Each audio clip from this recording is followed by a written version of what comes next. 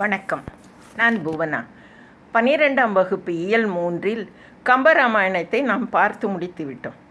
என்றாலும் news in brief என்று சொல்கின்றபடி செய்தி சுருக்கமாக அதில் உள்ளவற்றை சிலவற்றை உங்களில் நினைவில் வைத்திருக்கும்படியாக சிலவற்றை நான் இப்பொழுது கூற விழைகிறேன் மீன்ஸ் விரும்புகிறேன். என்னன்னு இப்போ சொல்லட்டுமா? முதலாவது, நான் அவ்வளோ தெளிவாக உங்களுக்கு அந்த காண்டம் படலம் சொல்லலை. ஏன்னு கேட்டால் எல்லாத்தையும் சேர்த்து சொன்னால் உங்களுக்கு அந்தந்த கேரக்டரையும் வச்சு அந்த கதாபாத்திரங்களையும் சேர்த்து வைத்து சொன்னால் நினைவில் கொள்ளுவீர்கள் என்பதனால் நான் அதை முன்பு சொல்லவில்லை. இப்பொழுது அதனை சொல்ல விரும்புகிறேன், துவங்குகின்றேன். சரியா? முதல்ல உங்களுக்கு 6 காண்டம் இருக்குது ராமாயணத்தில்னு. உங்களுக்கு கம்பராமாயணத்தில் 6 காண்டம் இருக்குதுன்னு தெரியும் இல்லையா? 113 படலங்கள் இருக்குதுன்னு தெரியும். இப்போ உங்களுக்கு பாடப்பகுதியில் 4 காண்டத்துலேருந்து அவங்க செய்யுளை கொடுத்துருக்காங்க. அதில் என்னென்ன யாருங்கிறத முதல்ல நான் சுருக்கமாக இப்போ சொல்லிடுறேன். முதல்ல 2 செய்யுள் ஏதுன்னு கேட்டிங்க அப்படின்னு சொன்னால் அயோத்தி காண்டம், குகன் படலம், குகப்படலம். அயோத்தி காண்டத்தில் குகப்படலம்.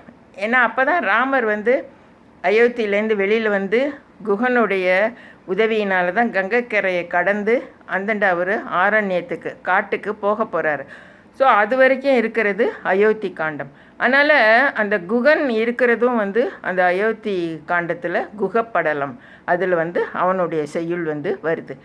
இப்போ அந்த குகப்படலம் யார் மெயின் கேரக்டர் யாருன்னா ராமனும் குகனும் தான் பாடப்பகுதியில் உள்ளது. நமக்கு இருக்கிற பாடப்பகுதியில் உள்ளது ராமனும் குகனும் பேசுகிறது மட்டும்தான். உங்களுக்கு 2 செய்யுள்கள் கொடுத்துருக்காங்க. மற்றபடி அதில் நிறைய இருக்குது. அதை நீங்கள் தனியாக எடுத்து பார்த்தீங்கன்னு சொன்னால் உங்களுக்கு பரதன், மற்ற கைகேயி, கௌசல்யா எல்லாருமே அதில் வருவாங்க. அது முக்கியமாக குகன் எப்படி பரதனை புகழ்கிறாங்கிறதெல்லாம் அதில் இருக்கும். அதை நீங்கள் உங்களுடைய தேர்வு படிப்பு இதெல்லாம் முடிஞ்சோன்னே எடுத்து படித்து பாருங்கள், நல்லாயிருக்கும். அதெல்லாம் அனுபவிக்கக்கூடிய ஒரு நூலாக தான் இருக்குது. கம்பராமாயணம், திருக்குறள்லாம் வாழ்க்கையில் மறக்க முடியாத நூல்கள். சரி, இப்போ பாடப்பகுதியில் இருப்போம். முதல்ல அயோத்தி காண்டம் குகப்படலம். அதில் ராமனும் குகனும் பேசிக்கிற மாதிரி வந்திருக்கு. 2வது ஆரண்ய காண்டம். ஏன்னா காட்டுக்கு வந்துட்டாங்க இல்லையா?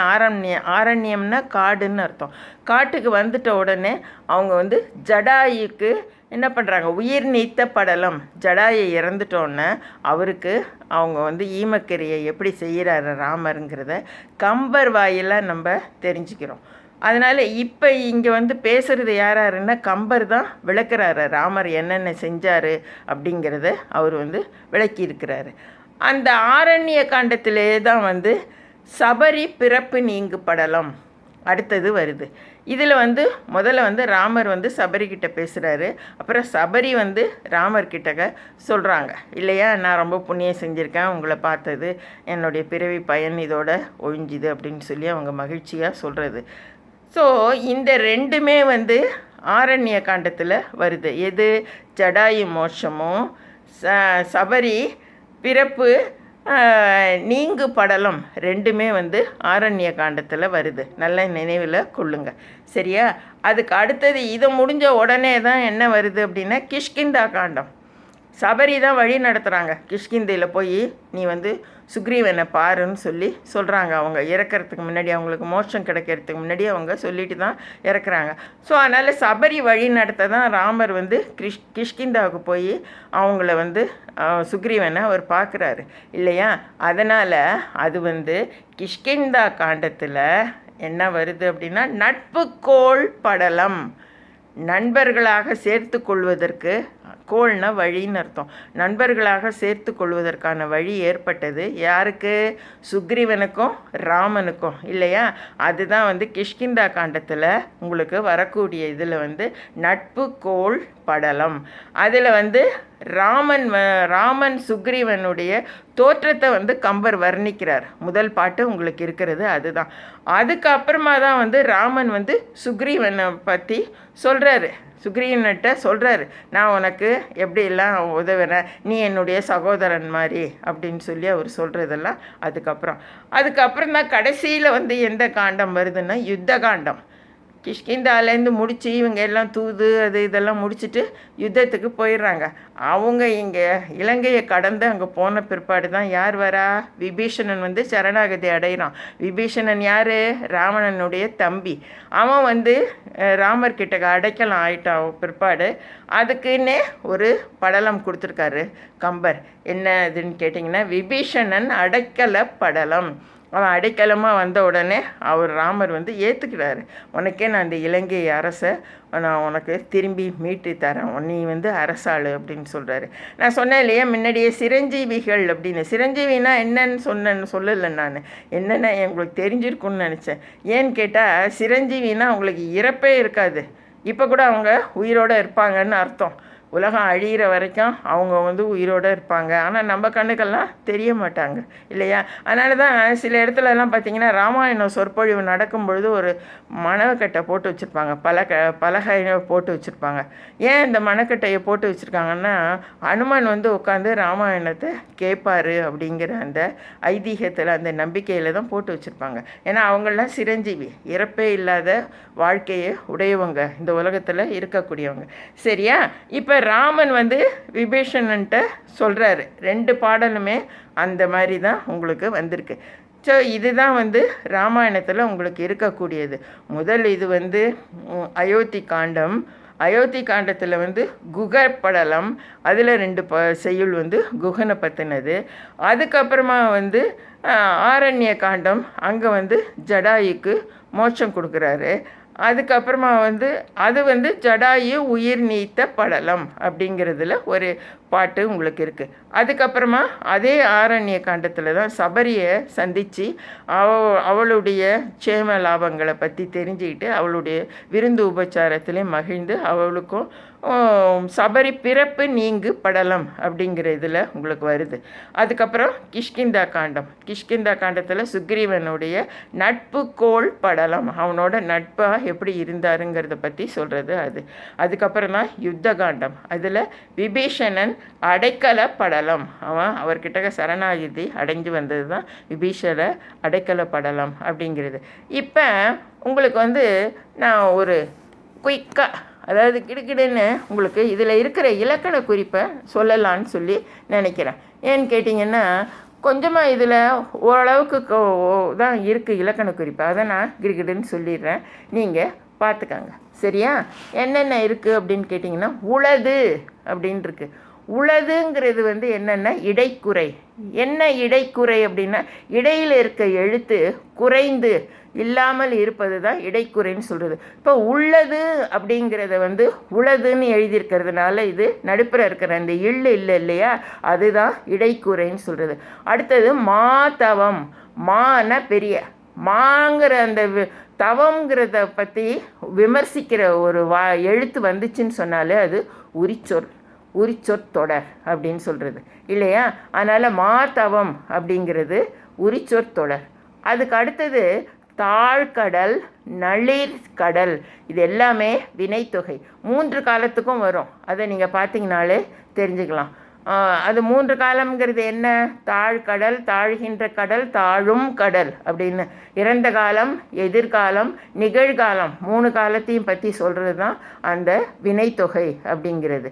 வினை அப்படிங்கிறது செயல், தாழுங்கிறது ஒரு செயல், கடல்ங்கிறது பெயர் சொல். இதை சார்ந்து வர்றது தான் வினைத்தொகை அப்படிங்கிறது. அடுத்தது செற்றவர் அப்படின்னா வினையால் அணையும் பெயர்.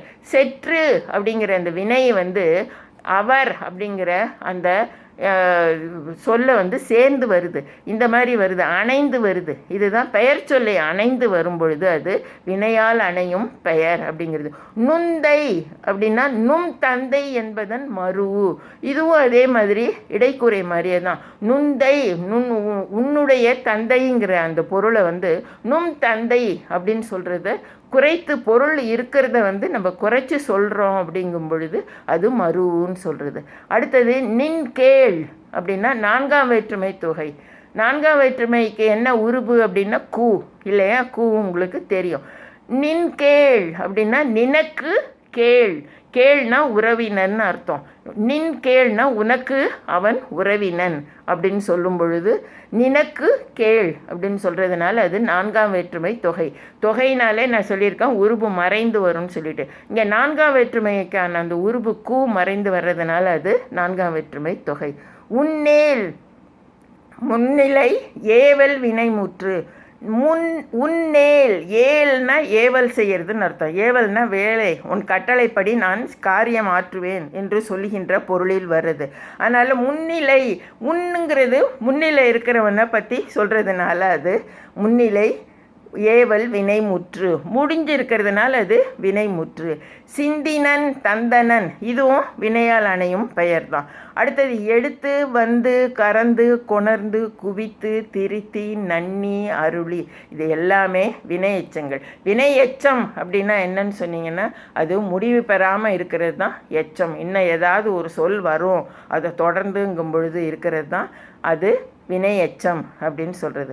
அடுத்தது விருந்து அப்படிங்கிறது தொழிற்பெயர். விருந்துங்கன்னா விருந்து கொடுக்கறது இல்லையா? அதனால் அது தொழிற்பெயராக இருக்குது. அது ஒரு வேலை, ஒரு காரியம், ஒரு செயல், அதனால் அது தொழிற்பெயர். அருவிக்கண்ணன் இருள் பகை உருவகங்கள் இது ஓமை தொகை மாதிரியே தான். ஆனால் உருவகப்படுத்தி அப்படியே ஒரு சொல்லாவே சொல்கிறதுனால இது உருவகங்கள்னு சொல்கிறது. அடுத்தது அறியும் வேந்தும் எண் உமை. ரெண்டு சொல்ல வந்து சேர்த்து சொல்லும் பொழுது 1 2 அப்படின்னு சொல்லி அதை ரெண்டையும் சேர்த்து சொல்கிறதுனால அந்த எண்ணுங்கிறது 1 2ங்கிற எண் வந்து சேர்ந்து வந்திருக்கிறதுனால அது எண்ணுமை. அடுத்தது உலகும் அப்படின்னா அது முற்றுமை. உலகம் முடிஞ்சு போயிடுச்சு அது, அதனால் அது முற்றுமை. தந்தேன் தன்மை ஒருமை வினைமுற்று. தன்னுங்கிறது தன்னை மட்டும் சொல்கிறது, அதனால் அது ஒருமை, ஒருத்தனை மட்டும்தான் சொல்கிறது. அது வந்து தந்தேன் அப்படிங்கிறது வினைமுற்று, அது முடிஞ்சு போயிடுச்சு, அதுக்கப்புறம் வேறு வார்த்தை இல்லை, அதனால் அது தன்மை ஒருமை வினைமுற்று. வந்த பெயரெச்சம். ஏன்னா வந்த கபிலன், வந்த மன்னன் ஒரு பெயர் சொல்லை கொண்டு அது முடிய போகுது அப்படிங்கிறதுனால அது பெயரெச்சம் அப்படின்னு சொல்கிறது. முன்னாடி நம்ம பார்த்தோம் இல்லையா, எடுத்து வந்து கறந்து இதெல்லாம். ஏன் அது வினையச்சம்னு சொன்னோன்னா அது ஒரு வினை சொல்லை கொண்டு எடுத்து வந்தான் வந்து சென்றான் அப்படிங்கிற ஒரு வினை சொல்லை கொண்டு முடிய போகுதுங்கிறதுனால தான் அது வினையச்சம். இது வந்து பெயரெச்சங்கிறது ஏன் எப்படி வருதுன்னா வந்தங்கிறது ஒரு பெயர் சொல்லை கொண்டு முடியும் அப்படிங்கிறதுனால அது பெயரெச்சம். அரும் கானகம் இது ரொம்ப ஈஸி. அருமை ப்ளஸ் கானகம். மை விகுதி வந்திருக்கு இல்லையா? இந்த மாதிரி வந்தால் அது என்னது? இது பண்பு தொகை. உரை கேளா இரண்டாம் வேற்றுமை தொகை. உரையை கேளா ஐங்கிற அந்த வேற்றுமை உரிபு மறைந்து வந்திருக்கிறதுனால அது இரண்டாம் வேற்றுமை தொகை.